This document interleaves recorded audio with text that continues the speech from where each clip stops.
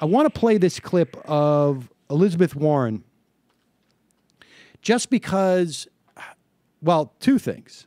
One, to draw your attention to a couple of things, I guess. One is that there is an attempt by some, Elizabeth Warren being one of those, to get the Labor Department to change rules under ERISA. ERISA, of course, is the Employee Retirement Income Security Act of early 1970s. Basically was put in place when, I can't remember what company it was that went under. U.S. Steel, I think it was. This is off the top of my head.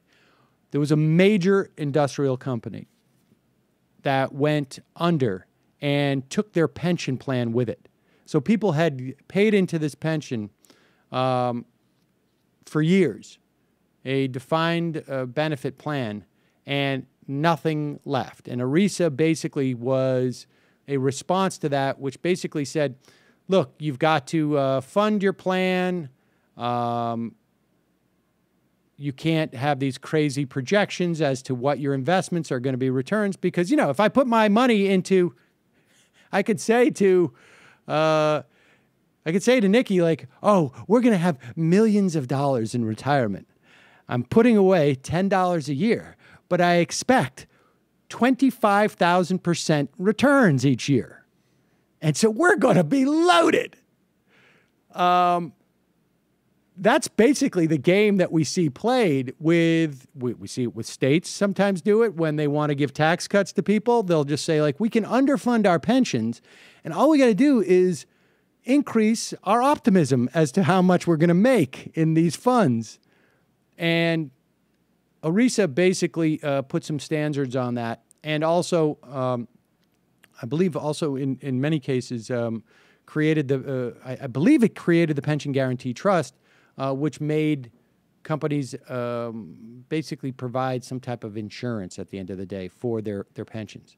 Nevertheless, under ERISA, the Labor Department can require investment managers who advise on pension funds to actually provide advice that is in the best interest of those people who are participating in the pension fund or have a pension, as opposed to in their own best interests. Let me repeat that. There is hearings going on so that there is a regulation saying that investment advisors actually have to provide investment advice that benefits their client as opposed to primarily benefiting the person giving advice. That seems somewhat obvious, but that law does not exist now. So you should know that when you talk to your investment advisor about your pensions, that he's not obligated legally to give advice that's going to help you. He could be giving you advice that's going to help him or her, to be fair. It's going to be great. Yes. See what I'm saying? Believe me, I'm giving you advice, and one of us is going to be sitting by the pool in our retirement. I promise you, one of us will be. Here is Elizabeth Warren. This happened on Tuesday.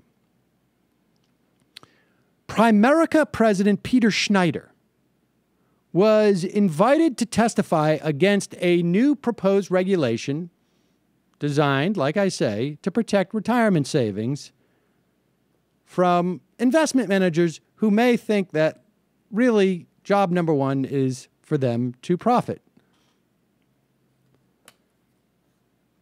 The Obama administration has estimated that Americans lose $17 billion a year from investment professionals who manage retirement accounts by prioritizing their own financial interests over those of their clients. It has proposed a simple solution, making it illegal. All right, so here is the exchange. It's long, but I want to play it for two reasons. One, so that you're aware of this dynamic. Three reasons. Two, you're aware of, because it always amazes me, like people go into business and have no compunction about basically effing over their customers. Like that's their business model. And three, it's fun to watch Elizabeth Warren tear a person like that apart in public. Play. Your questions. Thank you, Mr. Acting Chairman. As we have discussed, it is now perfectly legal for retirement advisors to give advice that boosts their own incomes by selling lousy products to their clients. And according to the best available data that are not paid for by the industry, this bad advice Americans about $17 billion a year. The Department of Labor has proposed a rule that would put a stop to this retirement savings drain and require all investment advisors to put their customers first. Level playing field. Mr. Schneider, you're the CEO of Primerica, a large investment advisory firm, and you've testified today that the Department of Labor's rule is, and I think these are your words, complex and burdensome. And you've said that one thing that's, quote, critical to your success is that Primerica always operates in its client's best interest. So I was interested to read a news report this morning that outlines lawsuits brought against your advisors in Florida. According to the article, at least 238 firefighters, teachers, and other career public workers who were near retirement age accused your company of providing bad advice that drained their retirement savings. And you did it by advising them to move their retirement savings out of a guaranteed government pension into riskier private investments. Now, Primerica was poised to make a lot of money, but only if you could convince Florida firefighters who were near retirement age to cash out their guaranteed pensions. So, Mr. Schneider, I just want to understand your company's advice in these cases.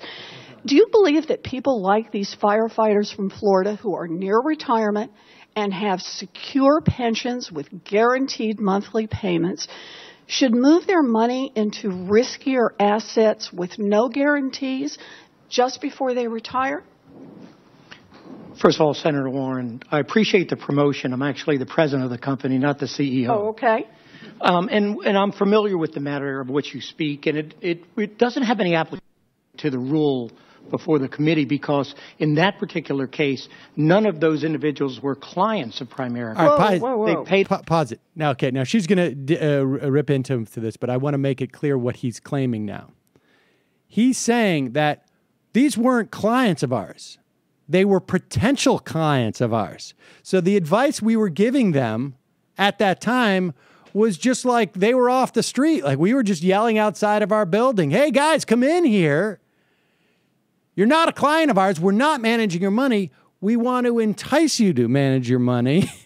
And so you're not clients of ours now. So we're not under any legal obligation to tell you anything that would be in your best interest in the event that this law ever passes. We hook you with the bad advice, and then you pay us for the good advice. There you go. Just no compensation. But let me go wait, no. Let's just stop right there, Mr. Schneider. The article didn't say the workers were your retirement clients. It says you gave them bad advice. And here exactly is the quote. Once these workers retired and moved out of their government plans, Primerica agents stood to profit from managing their retirement assets. Had they stayed in the pension programs, retirees would have simply collected their monthly payments, leaving nothing for Primerica to manage and no commissions for Primerica agents to harvest. Now, my question is not how you were paid. My question is whether you think it is sound investment advice to encourage public employees to move their money out of their pensions and into riskier assets with no guarantees just before they retire. So, Senator, in that particular matter, first of all, regulators looked at that. They found the firm had acted properly. Well, now, and the cases I'm going were to stop you dismissed right by there. the courts. The question about the regulators is the question about, is it legal to do that? And that's exactly the problem we've got. It is legal to do that, and I think that's what the regulators say. It's legal.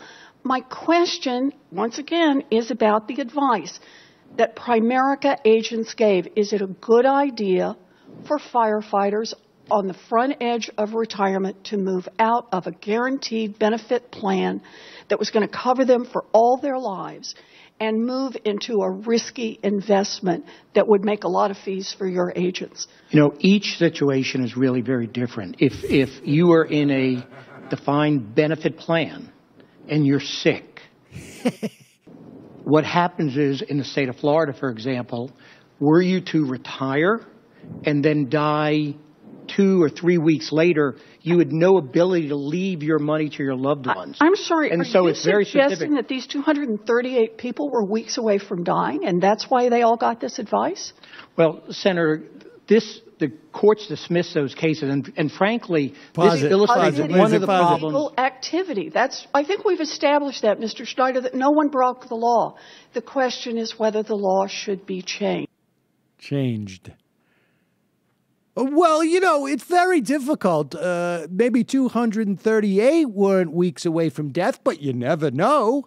I mean, anybody could get hit by a bus at any time, don't you know? And also, there was a lot of those people that we met with, they had sniffles. Now, a sniffle, you know, particularly in down in Florida, where it can be very humid at times, that could turn into something, a respiratory infection. There's all sorts of different things that you're not contemplating, Senator. Honestly, we're just trying to keep people from dying. Unbelievable. I have a more complicated job than you, Senator. Senator. Okay, so don't you, how dare you judge me? Yes. I mean, we're making medical diagnoses on the spot. We're anticipating the stock market. We're trying to keep families together. you know, it's one thing to, do some type of medical examinations when you have a medical degree. But think of how hard it is for us who don't have a medical degree to perform these type of duties simultaneously while also planning on the potentialities of what could happen financially speaking to those people who have a medical disability problem. But then again, I'm just the president, not the CEO. That's right. I mean, a lot of this stuff is above my pay grade. When I'm a CEO, we're going to start using astrology as well, Senator. You understand me with your Can you believe your ivory tower? That's the best answer he has. Like, they weren't sitting at the Primerica offices and saying, like, look, just remember, we have this whole thing where we're getting sued. And we have set aside $15.5 million in fiscal year 2014 to settle lawsuits like these. $15 million we set aside. This may come up. And if it does, you should have an answer. Well, how about if I just say, what if these people died? Boom. Boom. You know That's what, it. Frank, you're on your way. You don't think I need anything else? No. I mean, everybody dies. She'll be up there. She'll be all cocky with her liberal nonsense. You know what? You just come out right out of left field. They could die. Yeah, what if they How die? about that? How about that? Bet you never thought about that with your big government I bet you didn't projections. think about that one, Senator. Yeah, because everybody lives forever. Okay, yeah, big all right, government, there you liberal go. immortalist. I get it. You get older, maybe you trip, you break your hip, you get an infection, you die. Come on.